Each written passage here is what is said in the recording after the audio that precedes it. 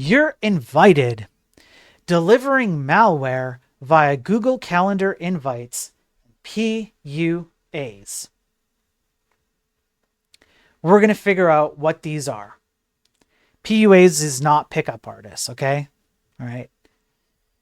So this is from Aikido.dev. Aikido does a bunch of investigations into cyber security stuff. So this was a particular item that stood out to me as kind of interesting, so you guys can be aware of what goes on out there.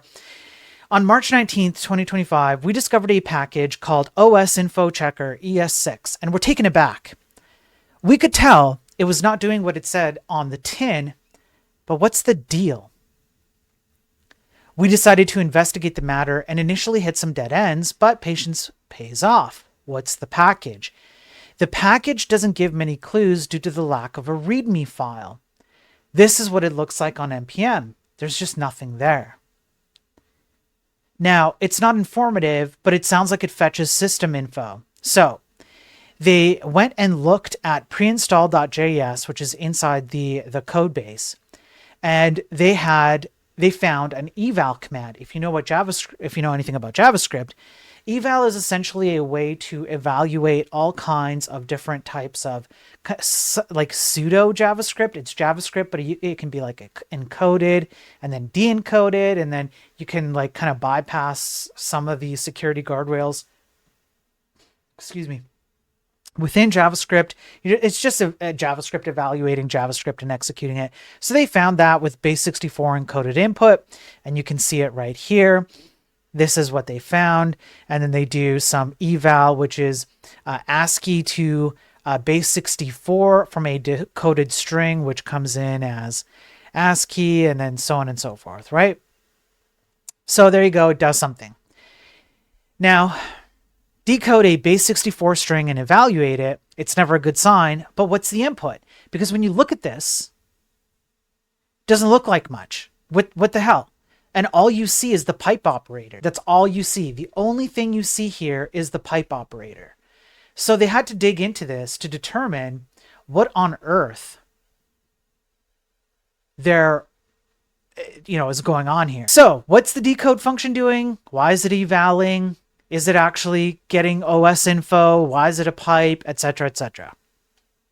So then they actually went and pasted the code into another editor, and guess what they found? Guess what they found? Now this is sneaky tricky. Sneaky tricks. What did they find? Does anybody know what that is? Let's see if my viewers, who are supposed to be like GigaChad programmers, apparently, you guys are all supposed to be like super impressive programmers. What do you think that is on screen? What did they find when they pasted that code? It's UTF-8 BS. That's right. Unicode private use access characters. These are unassigned codes in the Unicode standard, which is reserved for private use that people can use to define their own symbols for their application. They are inherently unprintable, as they mean nothing inherently.